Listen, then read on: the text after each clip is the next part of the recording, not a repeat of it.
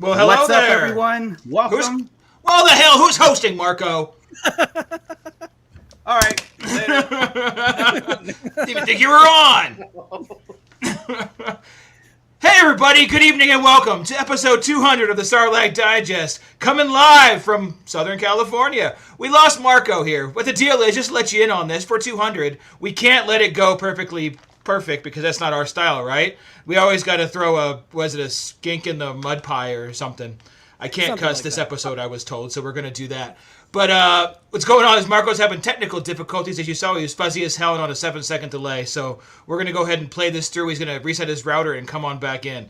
So let's go ahead and get started. We had a great episode. Let's jump right into that. I'm kidding. I got things to talk about. Let's go ahead and go over to Scott here, and let's do our house cleeping and talk about our Patreon patrons and our pit. Let's roll. All right. Well, what's up, nerds?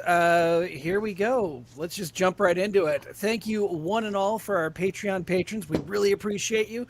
Without you, we wouldn't have had that fancy crawl that's going right now. That's a one and only episode thing, so you won't ever see that again. But I'll probably post it on Starlight Digest Central on Facebook just for funsies. So in the meantime, let's go ahead and give a special shout out to Matt Logic. We've got Eric Grubb, Nicholas Schaefer, Ryan and the Star Joes, Cliff, Don and Brady of the Escape Pod podcast on the Red 5 Network, Flavy Davy, formerly of the Nerds with Attitude podcast, I Need to Breathe, Don the Dad Dorn, Mervine, Gavin Connor of the All Cure Holy Hour podcast, Brandon and Anya Epler, AJ from the Forbidden Panel, and our little pal, the prodigal son, Fanboy Mike. Oh, thank you, guys. Bless his buttons. He's still around. Causing havoc in the chat still with his. He really was today. His Jedi-Lorian bull stuff needs to go away. Yeah. His poodoo. But and also we've got some people in the pit right now. We're going to go ahead and give a shout out to Skyrider. We've got Miss Sunflower in there joining us. Don the Dad Dorn, Gavin Connor's in there. Happy birthday, Gavin Connor! Also, it is his birthday. Happy birthday! For Gavin Connor's birthday, he got an amazing episode of The Mandalorian. So to get an amazing episode of the Starlight Digest. That's right. Ooh, Marco's back. At least fairly decent episode of the Starlight Digest. Hi, Marco. Hi, guys. Oh, Don't let me bother you. Don't let me bother you. It's less good now because Marco's back. It's back to the norm.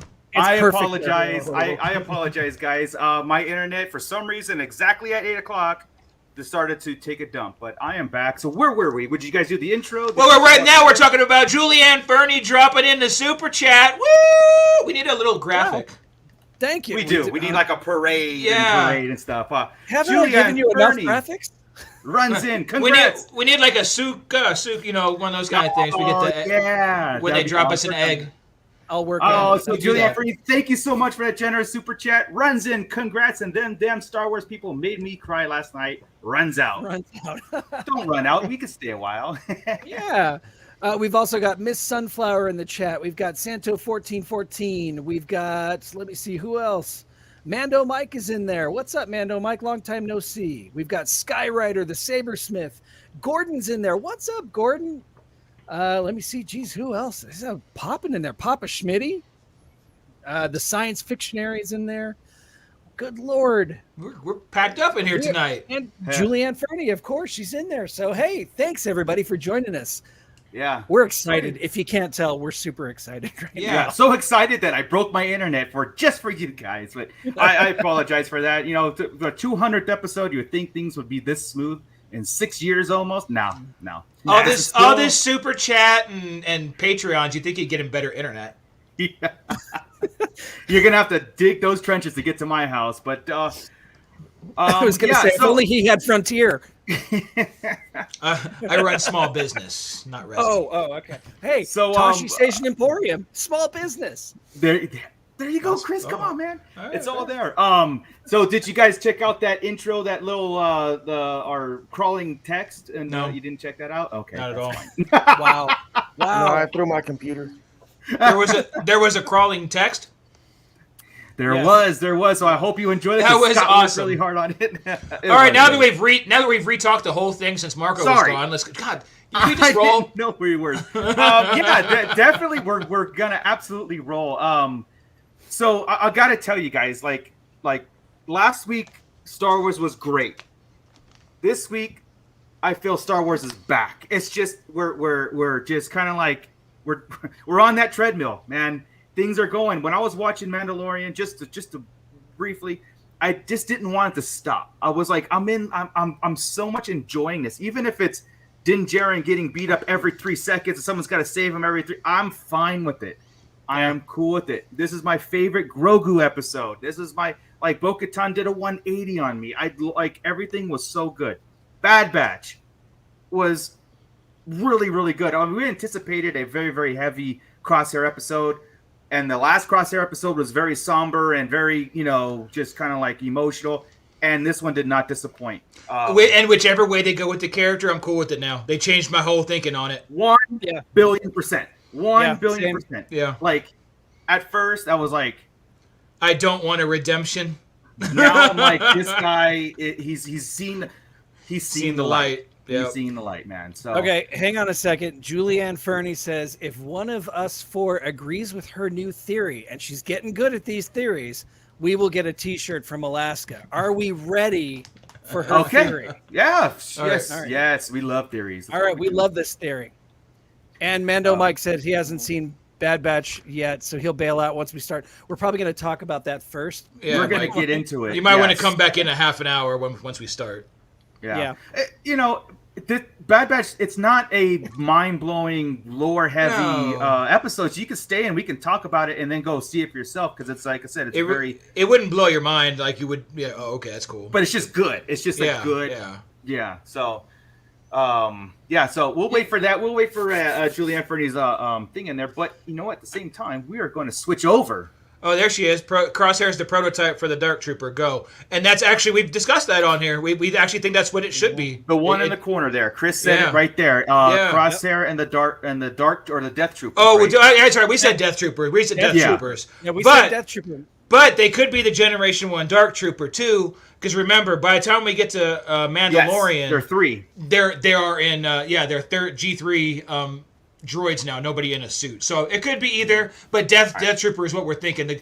Dude, Crosshair has the coolest attitude. I'm writing that down. Attitude and everything. Yeah, I'm writing that down, Julianne, that theory, because the way that the episode ended and where he was, it just makes total sense. Because, like, what other reason would they do it? Crosshair is the only clone, well, so far, is the only clone that was, like, orders, didn't question, even to almost dying. Yeah, exactly. Go ahead, Scott. Now I'm going to be the lone holdout here that disagrees with that theory. I don't think that he is going to be the a Death Trooper or a Dark Trooper. I think the whole reason that he is there is they're going to start experimenting on him and stuff, but the Bad Batch is going to get word that he's there, and that's what's finally going to drag their booties to Mount Tantus and get them involved in the whole situation. They're going to go on a rescue mission to save Crosshair, and I think that information is probably going to come from Rex, who somehow gets it through the pipeline. So that's where I'm at. I know that's the last place when we left off. It's the last place the Bad Batch wants to be, or they don't know it. They don't even know it exists. They want because they're going to go out. They want Omega. Yeah. And they want that Marauder, the witness. Oh, because Omega and Crosshair will end up there at the same time again. Yeah. Who saved who last? Omega saved Crosshair. It's due. He owes her. So here we go. Let's go. That's going to be the escape episode with them escaping without help.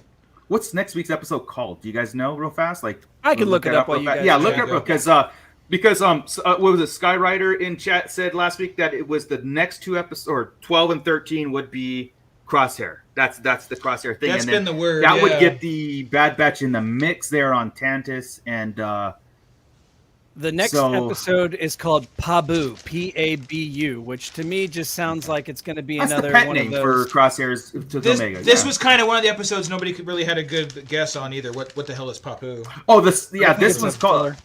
Yeah. I think it'll be a filler episode. Oh, I hope we're done with those. Actually, I think we're just going to roll through this season. Look, we only have 4 episodes left, and the last 2 are double episodes. So we only have 3 weeks left. As far as I know, it's that schedule. The last 14 or 15 and 16 are double episode. That's going to complete the season, and that's in 3 weeks. Sabersmith says, correcting me, he says Crosshair saved Omega last in the finale in the boat. I can't remember. That's Honestly, right. I can't remember. That's right, because she dove in after the droid when the droid was pulled That's in, right. and he drove in to Gotcha. save her. We're Gotcha. even. Right. We're even now. That's okay, right. type of thing. All right. Thank cool. you, Sabersmith. All right, cool. So And everybody's putting, let's see, Miss Sunflowers would rather have a Din Bo relationship than a hashtag Luke Soka. yeah, I don't need either one of them. I'm good. Yeah. anytime we start shipping, I'm out because I'm like I don't care about any of that. Let's fight bad guys. Yeah. That's all I care. Yeah. Exactly. Like, but yeah, the Luke Soka's way too cougarish, right? That's way rough. And honestly, Bo is like 70 years old right now. She don't look it, but Bo is she's long in the tooth. You know, Din's not. What is wrong with you? She's good. She's cool. She is cool. But I'm saying, what, man? but then he's like, that's messed up. Grogu's 50. Grogu's 50. You know? Yeah, that's true. That's true. Age ain't nothing but a number on different planets. Yeah. Circles. So the 70-year-old ageless wonder, the 35-year-old Mando zealot, and the 50-year-old infant all get together. Skyrider is going back in time. So glad Crosshair didn't die. Hey, Mayday is like the most earthly name you could give somebody, right? Like it just felt like I'm like Mayday. It makes you wonder, right? So we got another clone called Mayday on this summit on this outpost and everything. It makes you wonder about their nicknames, right? If you say Mayday, I mean, you're calling for help. Is he constantly calling for help? Is he constantly? Is he the one you call for help? In other words, is he the one that forces you to, Mayday, all right? Like he's the one that. So it makes you wonder about the past, right? Like all these different nicknames and stuff. So that's the one thing that stuck with me when we got Mayday and the other two. I forgot the both of them. I meant to write them down and I did not. Yeah. So this episode also entered because again, heavy Crosshair. They went on a mission and the Imperial that was with them to grab Crosshair, and he was already disgusted with clones. He was like, ugh. Racist. Clones. This was a big racially undertone setting of an episode, right? A lot of talk like that kind of stuff. Yeah.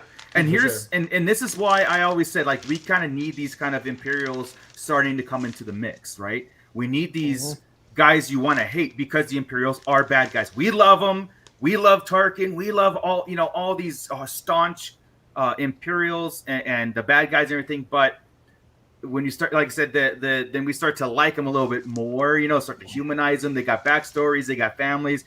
This is the guy. It's like, I hope he gets it at the end. I hope he gets it because this guy was a straight up, to Crosshair and all the clones, and like his attitude when he saw on the ship, he looked over. He's all like, "Oh God, like clones, really? You guys need to be phased out by this." Even when we first saw them and they came up, right, and they were on that landing pad, you hear people retiring clones. You're retiring you now, not by our choice. And those are the officer clones too. They're not even the grunts. They're not in armor. They're the imp officers getting retired. You're seeing that transition. Yeah. So you're seeing the decommission of clones. You see the ones that went away. Yeah, Gordon. I completely agree with Gordon's statement here. We need. I bet you this is coming. Dictionary that explains where all the clones got their nicknames. Absolutely, I would love it, dude. Like, I mean. The Black Series are catching up on all the clone figures. I mean, they count. There's so many of them, but I would love a visual dictionary of them. You know what? I can't wait to get a Mayday figure. That what a unique. The wrappings and the beard and the wrappings around the helmet. Yeah. The Dengar wrappings help. I know. Same thing, Chris. I was like Dengar. Well, it was in the cold. He says when you were telling Crosshair you're gonna freeze out there. So I'm gonna put a wrapping on my helmet. Maybe it covers some vents. Yeah. Maybe, I don't know. It's another layer of protection against the elements. It's not permanent. It's Yeah, I know. It's cool looking, but I'm looking at it like functionally. And then when he was being dragged, I'm like, it's coming off. I'm all, it's not cracked. Because I'm like, okay, maybe something's wrong with the helmet. Maybe it's cracked and he's covering a hole and that's jacked up. But then I'm like, no, because he's got like 12 helmets from his dead buddies. You could use one of those. They wouldn't care. That would have made better sense because of what they were guarding as all the stormtrooper out gears. They like, look, all the stormtrooper stuff is getting brand new stuff, and we've got to piece together our remnants. Well, that was the whole theme, right? They weren't giving these yeah. guys anything. They were putting them on the scud assignment. See, I almost said it and I didn't. I stuck. They put them on all these poopy assignments. And they don't give them any kind of gear, no kind of help, no kind of backup. He called for backup. What do you say? 38 days. They were 38 rotations. Yeah. late. Rotations ago. Right? Yes. It's like, oh, come on, man. You can't say day, but you can say Mayday. Again. Yeah, exactly. Yeah, you're 100% right. And like again, this is that transitional sediment of the Empire and Operation War Mantle, and it keeps going. It keeps going. We're getting a little bit more and more and more in depth in it. And like this is the episode where Crosshair at the end knew. He was like, something? This is some bull, right? He's like, basically, I mean. Hey, I gotta stop again, because even the chat's saying to stay warm. I'm dying here, because you can go underwater in these helmets. You can go into space for a couple seconds. You don't need to put a wrapping around these helmets. You don't to get warmer. It's. I mean, they're airtight. Yeah, you know you what? Go underwater. I thought of it too. It was just to give us, the viewers, a little bit more. Yeah, no, it looks cool. I'm cool with it. I'm totally cool with Mayday. I think he rocked. I think the beard was cool. I think everything was cool. But I'm like, there was no function of putting an ace bandage around a helmet is not going to keep you warm. No, it's not. But like, I mean, maybe it's style. It's something different. It's just his drip. That's just his choice of attire. I was gonna say, I beg to differ just a tad.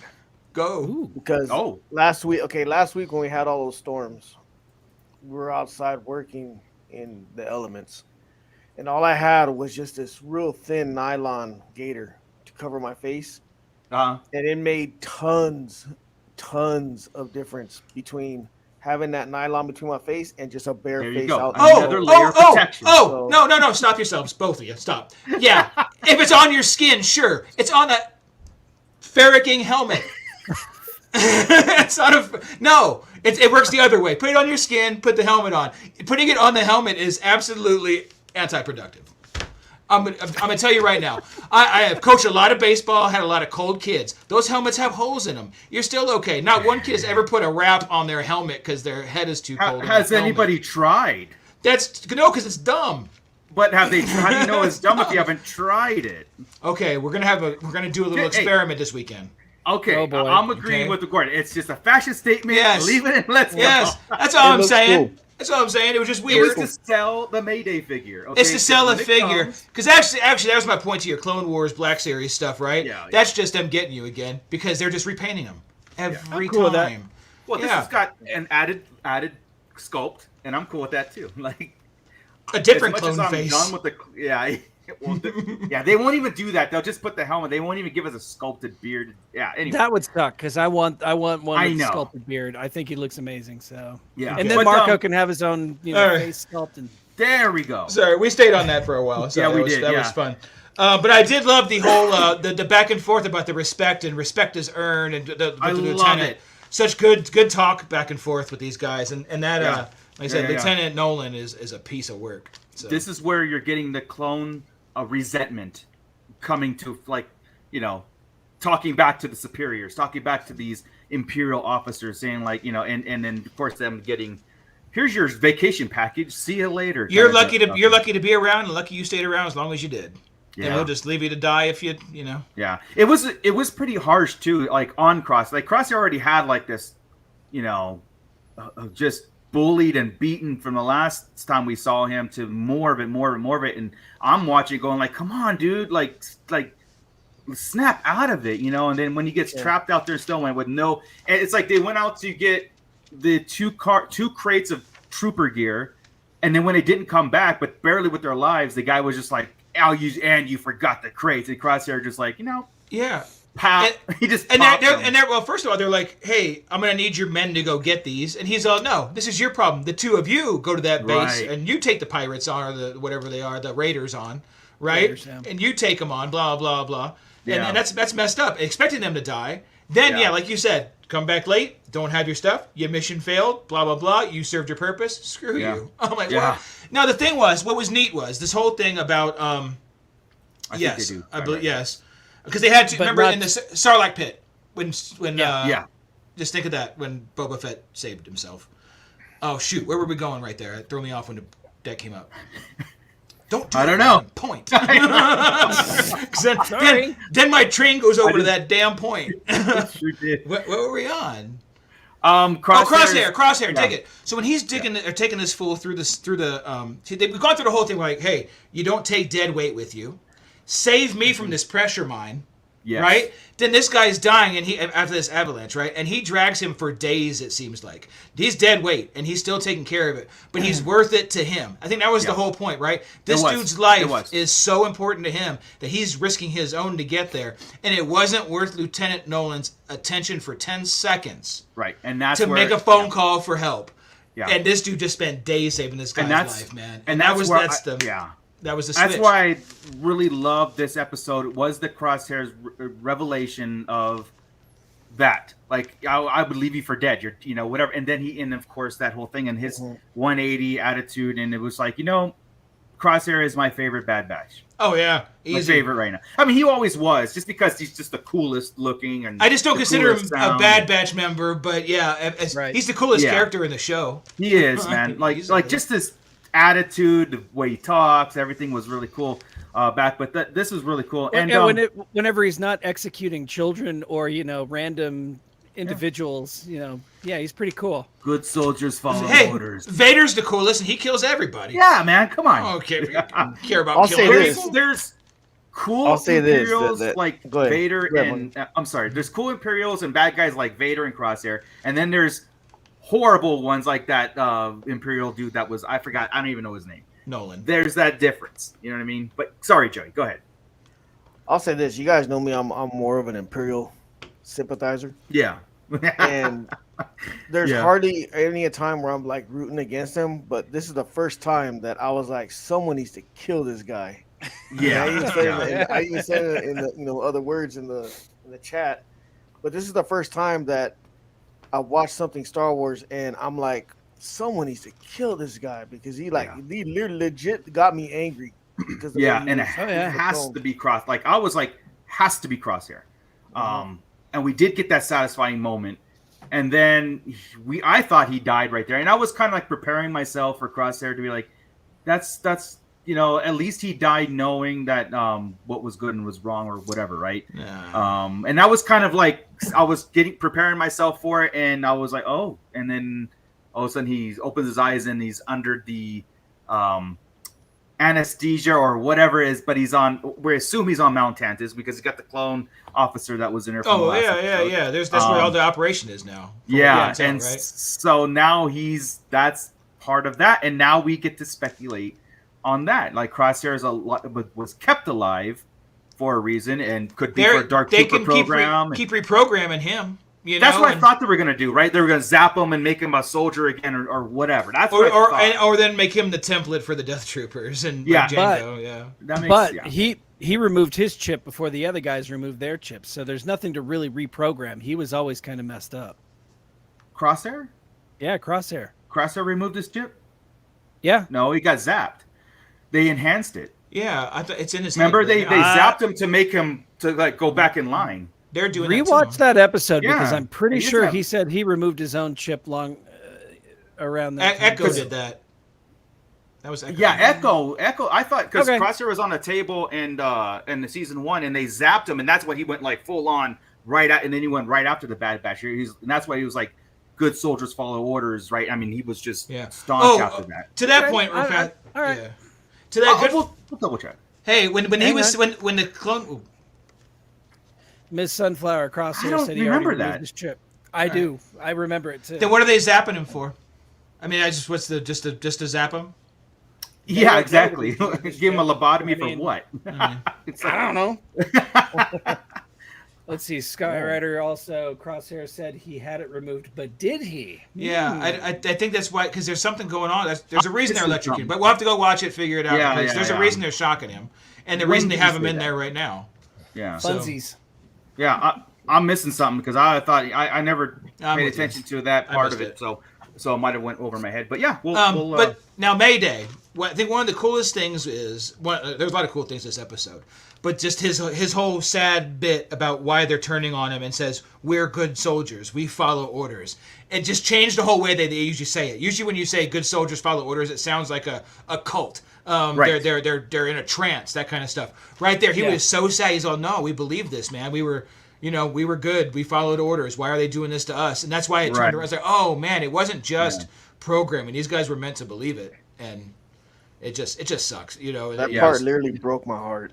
Yeah, because you've heard that line so many times, right? And then the way they changed it up, I was like, oh, yeah. Nice job. KG. So, the theory going around right now that Julianne Fernie had in our chat was that Crosshair was kept alive at the end of this episode to create the Death Trooper, either Death Trooper or Dark Trooper program. We'll have to wait and see. That's what would be cool. We've been saying the Death Troopers for a long time ago, but that would be something very cool for his thing to carry on. I think that makes a lot of sense, and it'd be cool. Just a cool thing. You know what I mean? So that's the theory going on right now inside our pit. Nothing out there that we saw And nothing cool. I love seeing the G1 Stormtrooper armor too that Ezra ends up with later, like all that kind 100%. Of stuff. I love how they're going through the motions and the concept art. Really cool. The one thing I've got to ask at this whole thing, I guess it's a numbers game, right? The use of conscripts seems a little bit weak to me, and right now it does. The whole good orders and you can control them with chips and stuff. That would be the way to go with an Empire. Who would think that Emperor would have that program sped up? Remember, the Kaminoans are not the only cloners in the galaxy. They're the best cloners in the galaxy, but not the only. So numbers could have been adjusted and shared across whatever. If they destroyed Topoka City to control the cloning facilities, you would think that they would carry on these cloning programs. Because there was a point in this episode where I looked and the stormtroopers were like confused, and all the conscript ones or look around. The guy had to tell them to go back to work, and it was a little bit more like with clones. You never had to tell them that, right? You never had to tell clones to go back to work. They always did their job. They went in their head first. It was like a better program. So you would think, but now we're to the point where it's cheaper. Yeah. Right. Yeah. And they're a really unlimited supply of conscripts. You could just draft and make them. Well, right. Also, so how long does it take to make a clone? How long do they last? You get a conscript, and they're cheaper to have, cheaper to maintain. You can get it. There's a million planets with a bajillion people on each. Well, Also, I think I said as I'm talking about that, I talked myself out of it, and remembering that having an enlisted family member. That family member now has a vested interest in the Empire because now they have a preservation. I'm for the Empire because my son is serving, my daughter's serving, or whatever it is, and now they're for, even though they're bad and oppressive, or that comes later. So not everybody sees it that way. Right. They made a big point of that in the Aftermath books, where you had families eating around a dinner table, where one of them was a conscript in the Imperial Army, and the others were rebels, and that it was interesting to see that kind of dynamic in a family situation in Star Wars. I mean, it was in a book, but but not many people read. It makes sense. It's neat. I love when they do that, though, right? And mix them up. What's the Lost Stars when they mixed up when the two friends were on different sides? It's really cool because really you're in the same galaxy. You're doing two different jobs. Really, and you can still know it's weird. It's weird. Yeah. So 4 episodes left. They're kind of setting up these things, but I like the direction. I knew I was going to do a 180 on Bad Batch eventually. I knew it because I did that last season, and it just what, make it 12 episodes. Stop screwing with this longer bits if you're going to put all this crap in it. Here's the thing: all that stuff about Sid and the Bad Batch doing their stuff, it just.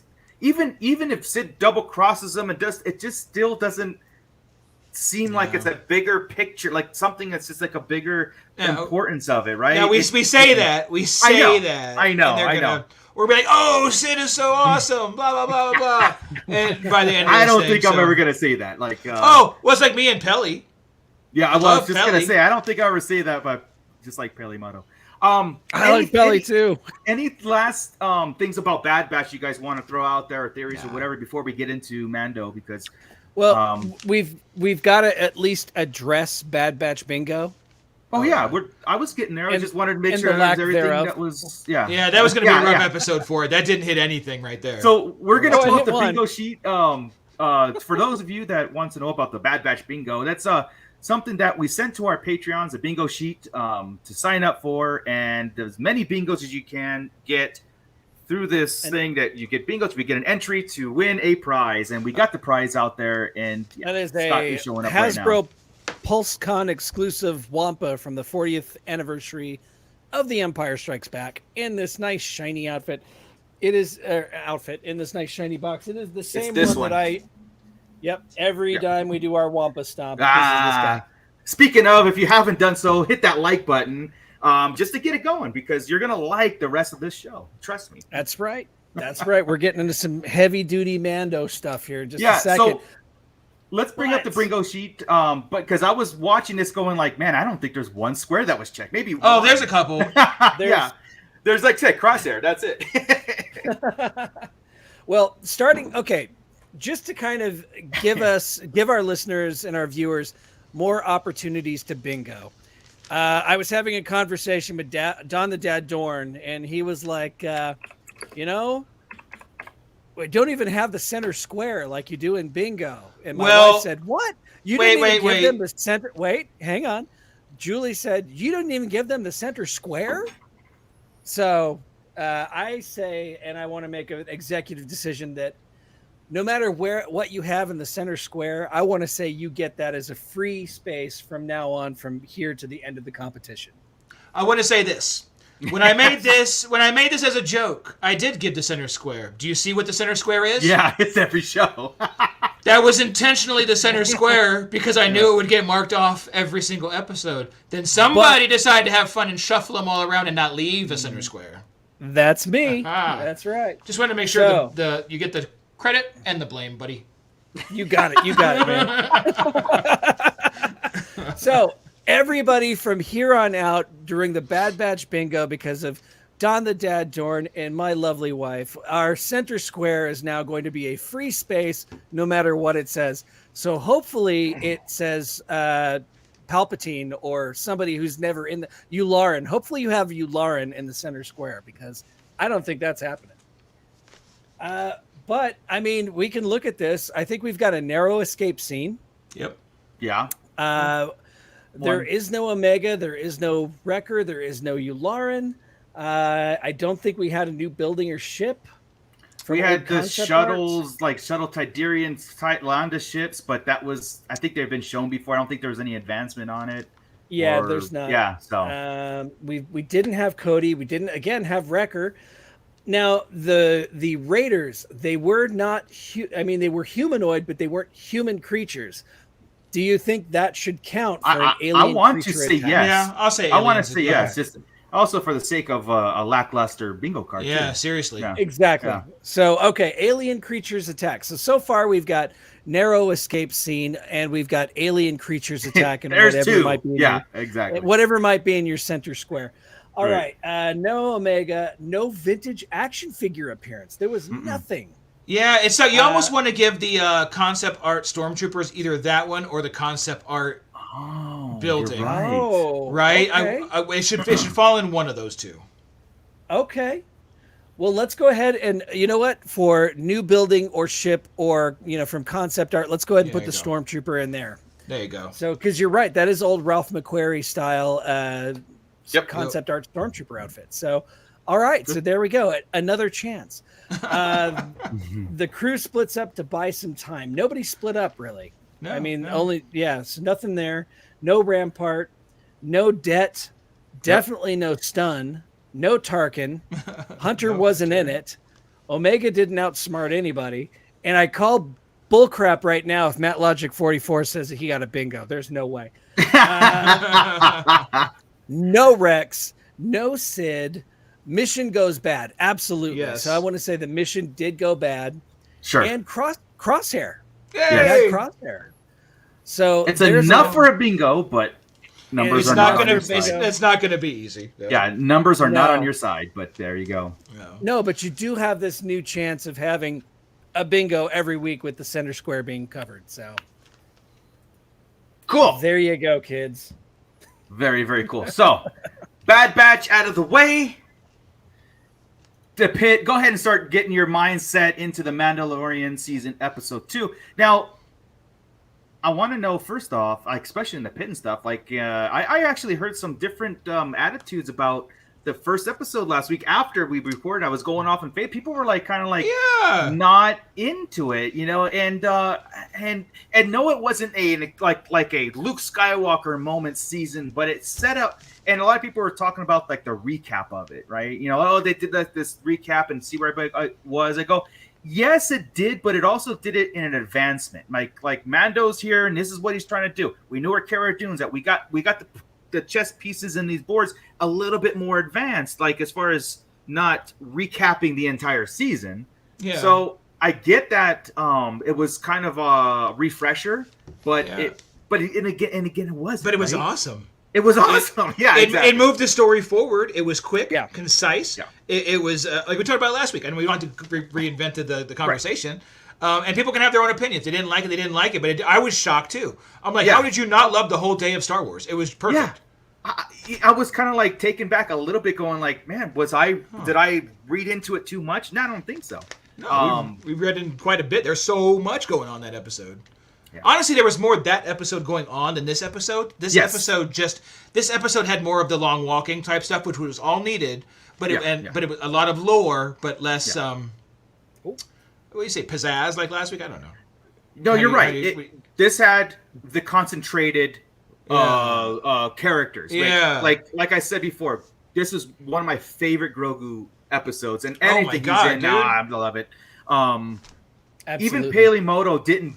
Okay, so Palemoto Has been a topic of discussion in our chat quite a bit. has today. been, you know, Yes. because I 100% agree that she's a necessary part of this, and I think it's cool that it's almost like in a video game where you go to you upgrade your Yep. gear and your armor Every time. Palemoto upgrade and For you get your all this ship. good stuff. That's Yeah, your ship and your droids with Peli, right? Or droids 100% and arcade whatever, yeah. game, dude. Like seriously. Every time we think about it, right? Even last week with Karga, he's on. What can we provide? That's what Right. I'm here for. That Side mission, here's your reward. Yeah.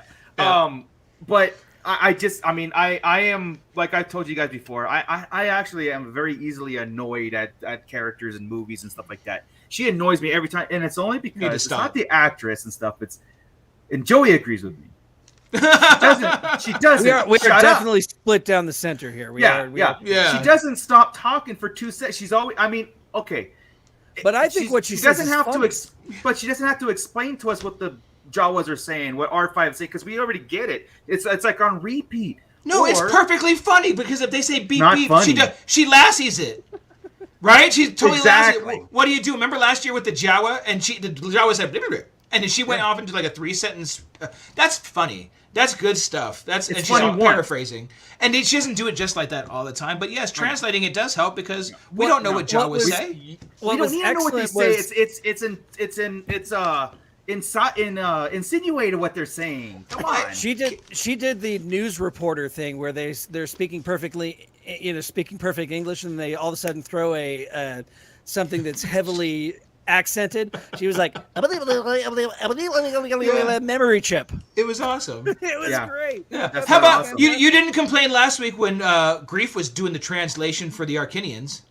That annoyed me Or too. is it- But it annoyed me at the end. It Or didn't not annoy me at Arcanians, the it's end. Azaleans or Azaleans. Azaleans. something like that. Some azaleas. Here- No, it's a here's the flower. thing. Here's the thing. Out of all of the Palemoto episodes that we have or appearances, this is my favorite one. This is my favorite one at first. I'll Still give you that. annoys me, but this is my favorite one. Pawning off I- R5 is pretty stellar. I laughed Yeah. with almost everything she said. Yeah. Both times I Well, watched you it. guys are weird, so I agree. I think That's she's true. hilarious. I think the way she shot not a good way. Don't be proud of that. The Rhodian, Yeah. screw the Rhodian right over with the Jawas in tow. Okay, right? this is why I liked her. That's why I Yeah. liked her. She's a con artist and a scam artist, and she's got like a criminal organization ring of droids and Jawas, and that was to me that's what brought it around. I was like, okay, I like this. It's not. She's fun. not a. She's always done that. Good It's just, person. it was She's a more good- blatant. Yeah, she's not she's a good person, but not a good. You know what I mean? Like she's funny. Yeah. And one of the best lines she Hondo. did, She's like Hondo. Yes. Well, Hondo's a billion. He doesn't annoy Yeah, me. he's way better, but I mean, it's the same type of character. Yeah. I missed this the first time around, but the second time when I watched this, because we started off and he's going to Tatooine, right? He's going to find the parts, the droid part for IG-11. I know Miss Sunflower, she's Team Pele. I know that. Well, So are we. yeah. Goodness. Well, I mean, KG you guys- and we got Gordon. you got a lot of views, yeah. I mean, but Good for We're you all guys. awesome. yeah. Joey, That was so Joey, what- passive aggressive. what's your problem with Pelly, Joey? I don't like her. I just don't like her. I'm trying to say without cussing, but I don't like her. But is it the same reason I don't like the reason Yeah, I she's- is because she's an she irritating doesn't shut up person, for and 2 it's- seconds. Yeah, it's irritating. Yeah. If she was like literally like by me in real life, I'd probably elbow her right in the face because she's just an irritating Oh, Give her I the wouldn't go matching that missing far. tooth. redhead curly screech looking. Screech. I'm trying not to cuss, so I'm gonna stop.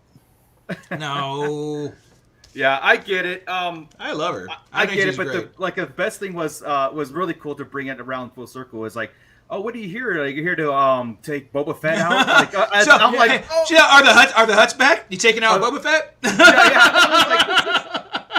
I assume that was her being stupid, like sarcastic, right? There's been a whole bunch of problems.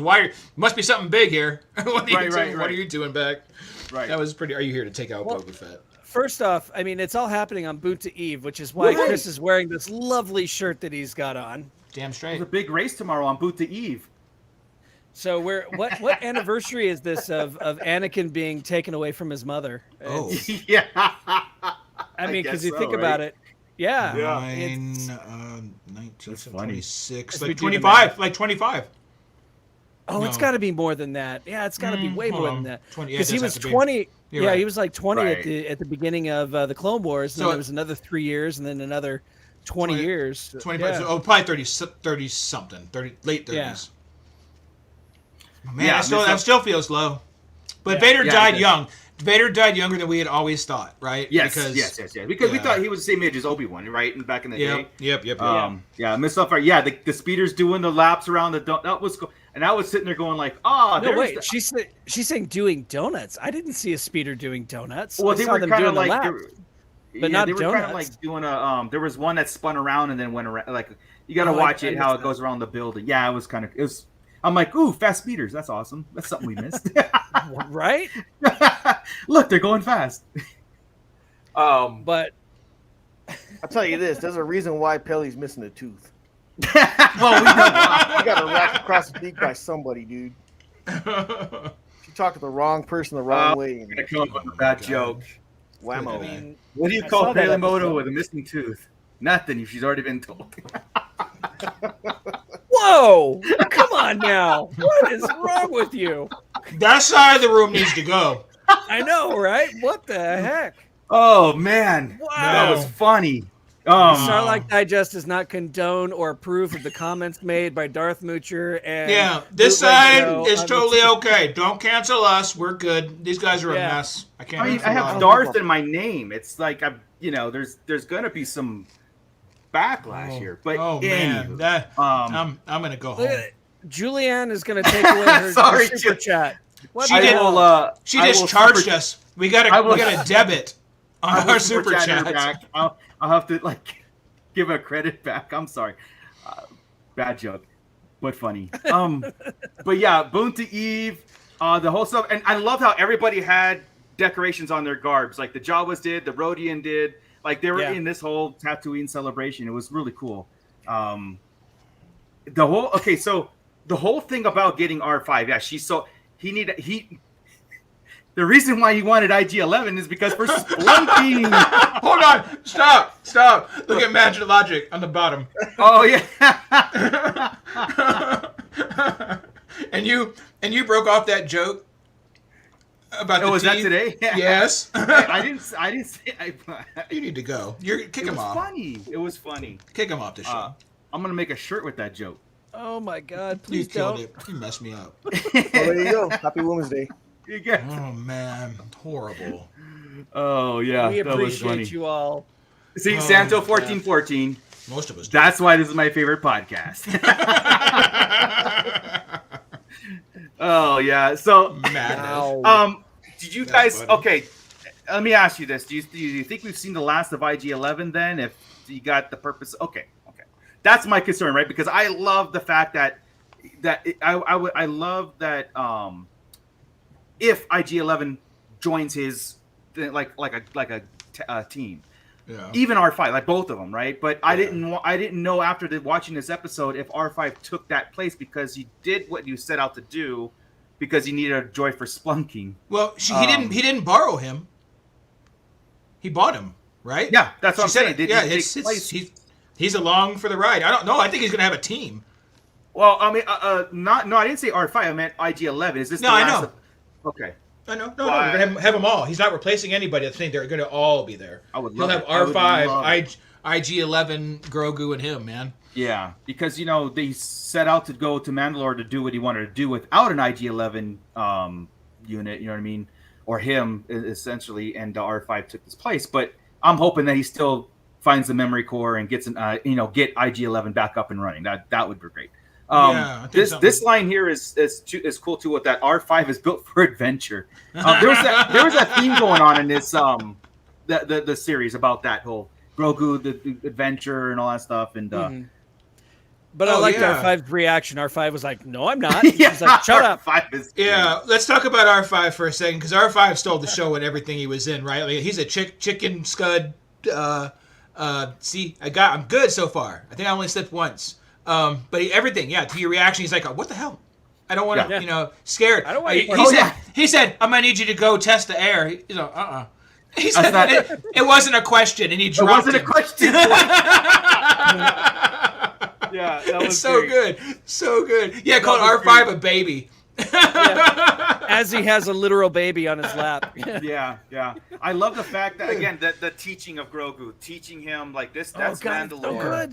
And there's this. I never visited there too, so I'm scared too, kind of deal. It's as good as any Jedi training. Concordia. Yeah, it's as good as any Jedi training we've ever seen, if not better than any Jedi training we've ever seen. Is this Mandalorian training, right? Exactly. Of going through. They're not in the library. They're not in the library studying the galaxy. They're out in the thick of it. They're in the galaxy. And he's immediately learning, because when he needed to, he jumped right. Okay, literally jumped right in, which I'm loving. Yeah.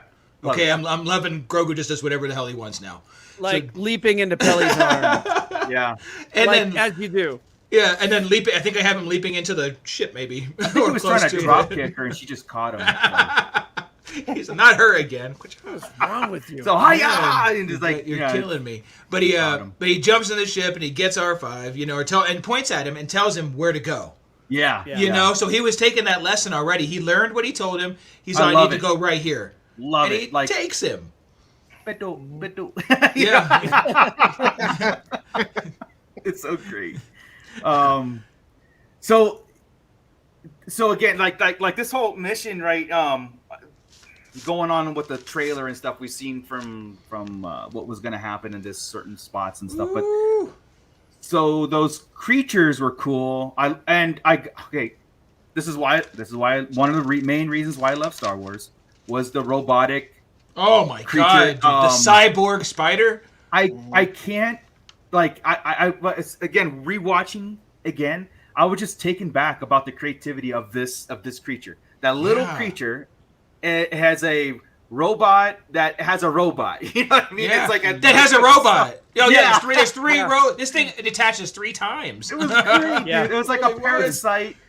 It's Voltron, man. It's like a really messed up Voltron. Yeah. In a crab droid body. I feel like it's an evil version of like a Bamar monk to me. Like that's how I see it. Like the consciousness is in this thing. The organic is controlling the mechanic. Yes. Yeah. Dude, it was so fun. And I missed it the first time because I'm like, well, how did Jim get trapped? He stabbed him with like a needle with some kind of serum or whatever to subdue. And then he pulled him into him like almost like a web, or what did he do? Put him to his belly. Yeah, it caged him and stuff. Look, so I was look at that shot of the eye. How creepy, right? That's awesome, dude. See, that's really why I nasty. appreciate like the creativity of the show. You know, Yeah. this is brand new. As far as I know, it's brand new. Yeah. You know. Oh, Well, I and mean, by, it's a crab droid. It's a crab droid from the Clone Wars, but it's been like taken over by this creature that's controlling it. Yeah. oh, I didn't even notice that. I just thought it was. I didn't a notice spider. the. I thought it was Yeah. a whole different thing. Yeah, I 'Cause didn't it even was bigger. notice it. But it was. If it's not a crab droid, it's very similar. It's built off that same design. Oh, so. was Phil Tippett in the credits? I missed it. I was I'll be. It makes perfect sense if that's it. If the case.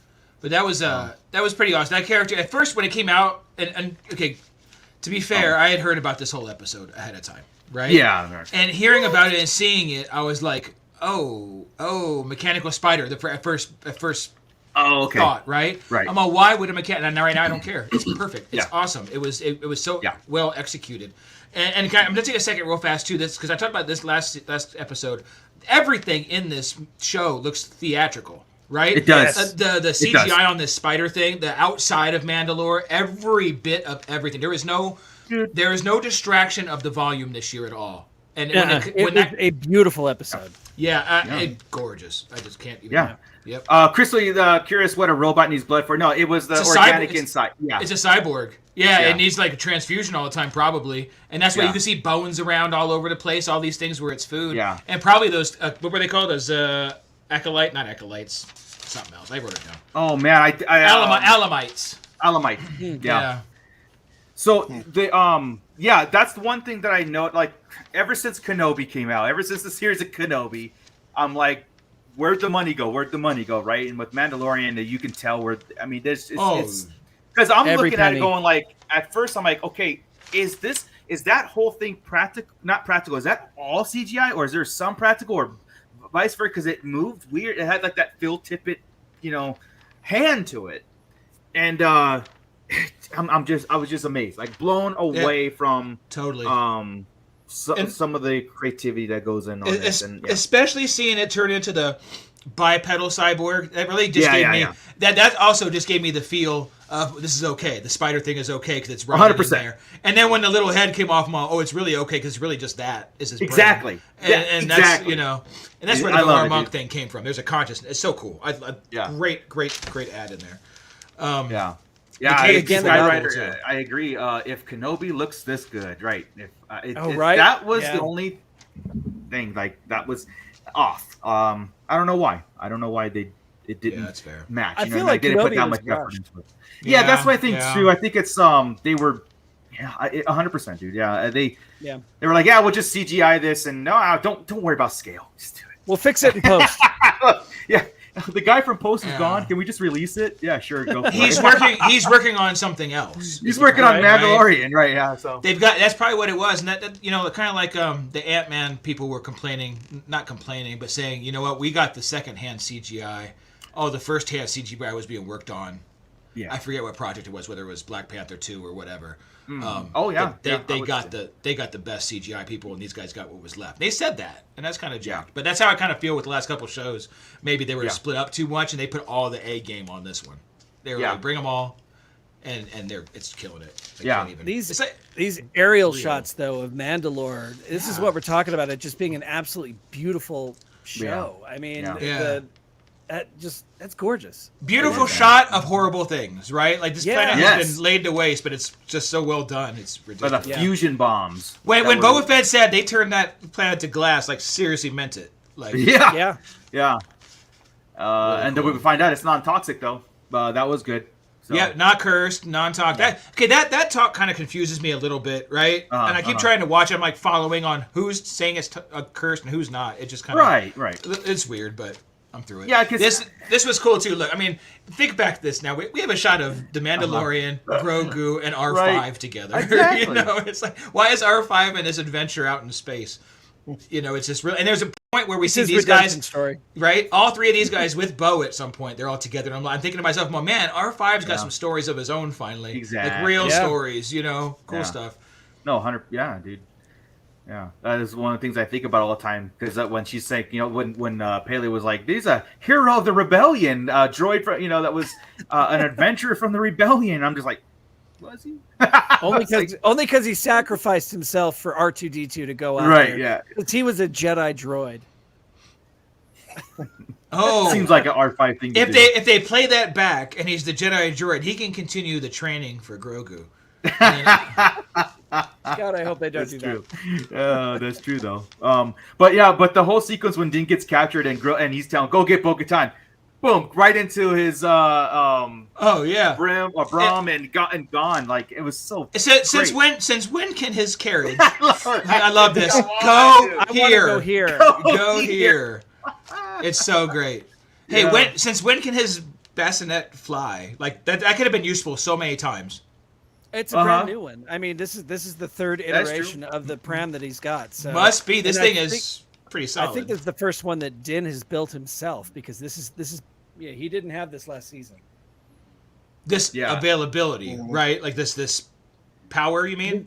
No, the version of this pram. This is a brand new. This is the first episode we're seeing this pram. I've never noticed that was a different pram. That's so funny.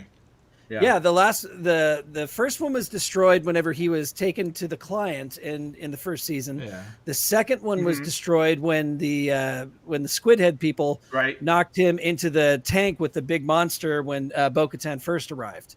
It was destroyed there, and then he didn't have a pram until now. Oh, funny. Yeah, that's hilarious. I would write it. Can we get a Grogu ride in Galaxy's Edge with the pram and everything? Yeah, Yes, please. What about him drop kicking that Morlock out of the cave? Yeah, he said Morlock. I have zero doubt this fool will fight this year. We'll have some kind of action. Somebody's going to try to attack him, and he's going to go all crazy on him. Yeah. The cool thing about this pram too is it's the first time he's had one that he can control himself. Yes, so he is steering this thing. He's driving it. He's turning on the light. He's making it rise and fall. I love it. He's learning how to operate machinery, and it's amazing. It's at 50, everything's coming back. Remember, this fool's 55 years old by this point, 54 by this point. Yeah, it's neat to see it all going. He's making a little adult in there. That's what we're gonna. It's something. It's not a baby like we know it. I think we've got that figured out, right? Like his consciousness is different. Like he right. Because he totally knows. Miss Sunflower's comment is Grogu said, "Not today, MFer." See, mud scuffer. Mud scuffer, exactly. And it's not an F, but it has an F in it. It works. Here we go. Yeah, no. Grogu's abilities. It's Scott's game today. Every time I'm in the middle of a thought, to put up a chat just so I can lose it. We're 2 for 2. I don't know what you're talking about, man. I ain't touching it. So Grogu's abilities, I mean, it's cool. No, it's true. You didn't even give me a shot. I was going to throw another one up there. I can't even think. You can totally tell the advancement. There it is. Okay, so he's taking things. This is where you're going to talk about later with his communicating too, I think.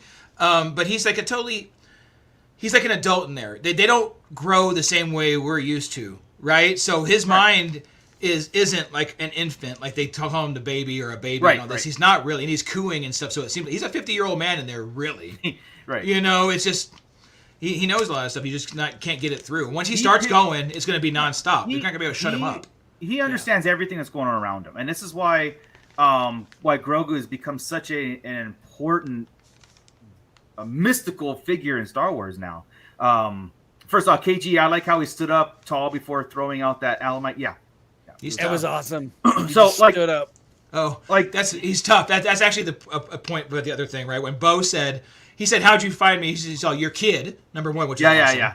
Your kid did, and what did she say? She's all, "Oh, he's tougher than he looks." And the reaction that Grogu gave, he did, right, was a very mature reaction to it, even though it was, you know what I mean? She's like, "Fool, I'm way tough." You know, like it was like, what are you talking about? Yeah, and I, like I said, I have I have this thing built up in Grogu in my head about him as a character and what's surrounding him and versus, what like other people want him to talk, or I don't know if they want him to talk, but they're like, oh, he's going to talk and he's going to do these things. And I got a different idea, and I'll explain that later. The best I can. Explain it now. Let's do it. Well, why wouldn't he be? Because I think he should talk. I think he's going to say this is the way or something by so the end of this season. I think he's gonna say something. like it's cool to have him say certain things, right?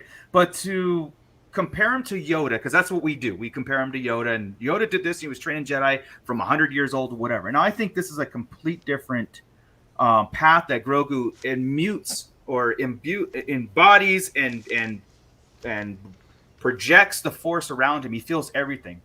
When he was communicating with Ahsoka, when he was communicating with Luke, that's his way of doing things. And eventually, it's almost like if Din is going to communicate with Grogu, he's going to feel what Grogu's responses are. He's going to feel these things. He doesn't really necessarily have to talk and be like, I'm hungry, I do this, and I do that. It's going to be like this different...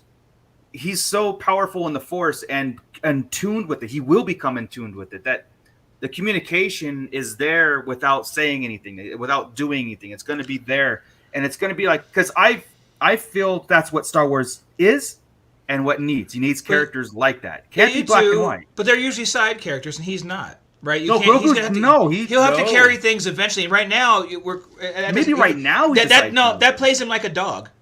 No. Yeah, he's with my side. I can communicate with my dogs without speaking English. I say what it is. I'm about sit, go back inside. Go back inside. No, that's not what. If they're not communicating back, I need that back. Right now, it works.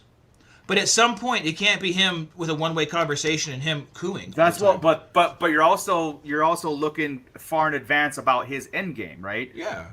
I don't know if that's where I'm envisioning Grogu. I'm envisioning him as something different, or going to be something different. He might go through the path of like the Mandalorian stuff and all that, but I just don't see him in the armor fighting, doing stuff. I think it's something bigger. It's just.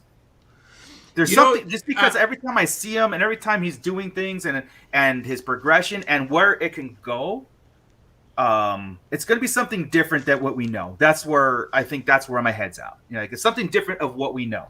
You know what I mean? Like we always said, fast forward 200 years, where Grogu's on the throne of Mandalore. He's got the helmet, he's got the darksaber, or he doesn't have the helmet, but he's got armor, something like that. But that's where I can see him communicating and stuff like that. Like maybe more, but. Not necessarily a Yoda type Jedi figure, but its own entity that you can communicate with Grogu without even saying stuff. I mean, it's a cool thought. It is, but I mean, since we've seen two others of his race, right, and they both speak, but they both were. Grogu was taken out of that element. Those two were grown up in the element. They were grown up in the council and the Jedi and trained traditionally, and also Grogu was thrust out of this early. But they speak like their master. They speak like their masters speak, and that's how they've explained it, right? Frank Oz, Filoni, everybody's explained. Those guys speak the way their masters spoke. That's why Yoda speaks in riddles. That's why Yaddle didn't. Right. Grogu's going to speak like Din. Din is very into the Mandalore. Religion. I just don't think Grogu needs to speak. Like that's what I'm saying. Like, I don't think he necessarily he's going to. Yeah. Matter of fact, there was an interview with Filoni when they were on a carpet, right, for this premiere, and somebody asked him about I think you guys all saw it, I'm sure, where she said, "Well, is Grogu going to speak this season?" And he almost caught himself talking. He's all, "Would you want that?" He wouldn't have asked that if it wasn't happening. No, he wouldn't have retorted that. But you're answering a question with a question, so it's like that's a very Filoni answer, though. That's to avoid it. They would just say no. No is the easy answer. No, that's black and white. So put it out there as a non-answer. You know what I mean? Every creator, every director, actor, they all say that. So is Mando gonna? It's if they all speak that way, right? For example, it's like, is Mando gonna die in it? Well, do you want him to die in this episode? I've never heard it phrased that way. That's what I'm saying. I watch these all the time, and that was a different phrasing. It was an avoidance of the question. That's all I'm saying. I'm just does he need to? No, he's going to though. Yeah, because Filoni did say Grogu is communicating in his own way, and I took that as like literal and expansive of that, But he wasn't the one necessarily with neither Ahsoka nor Luke. He wasn't the one doing it. They were the ones doing it. They were pulling it from him. Right. They were the ones doing it. Ahsoka and Luke, not. But Grogu. Grogu told Ahsoka his name and everything. No, he didn't say it. She processed it through there. Remember, that's the kind of talk. He didn't say my name is Grogu. Remember, she saw memories of it. And but what it didn't ask him, he's talking to you in his own way. In his own way, because it's for communicate, right? For memory. So that's where I go ahead. What's up, Joe? Well, I mean, to me, he is talking in Yeah. this episode And because every time Bo-Katan said something to him, he's like, Yeah. like he did this certain little grunt, like, "Who are you?" You know, and yeah. then there was there was the other part where he like literally said a word, but you can't really make it out. He said a specific word when Din said something in the ship, and I couldn't make it out what he said. But even the bottom says gibberish though. Yeah. The bottom says cooing and gibberish. So I watch it. I watch it with closed captions. If he were to go on just talking like that, to where it's like you see An him go alien like language. he just goes like that. I'm fine with that. Yeah, I mean, like I said, I But don't doubt. what did Peli say? Oh, he said my name, right? Did he say my first date? You don't set it up like that if it's not going to happen. But it's also like you go, well, they're Why treating you him gotta as a bring me into kid this too, conversation? and huh? Yeah, I know. Because she gave us the clue. I don't doubt it's gonna happen. I'm okay if it doesn't happen. Like I'm okay if Grogu isn't a Yoda figure or talking and just like I said, I've always thought Star Wars as mystical. There's more to you. Don't really have to have all the answers. It's there. I get for it. you I to just interpret. think it's weird to have the same race that we know speaks to all of a sudden not speak. So I mean, not if he's a mute, he's mute, but he's not. We've already see that, right? So I would think I would find it odd. If Like I said, maybe he's so far advanced that he's actually trying to teach Din to communicate with him by tuning in with the Force. You know what I mean? See this face? This is my dumb dude. See, you're taking the Star Wars out of Star Wars. Not yet. I think that's the opposite. I think it's the opposite. How? I think that will take time he'll do it over time because they're going to spend a lot of time with him. Okay, let's jump to that dark saber. All What's right. up? Yeah. That's exactly where I was about to take it to try and put really? us back Scott? on the rail. Really? You were gonna?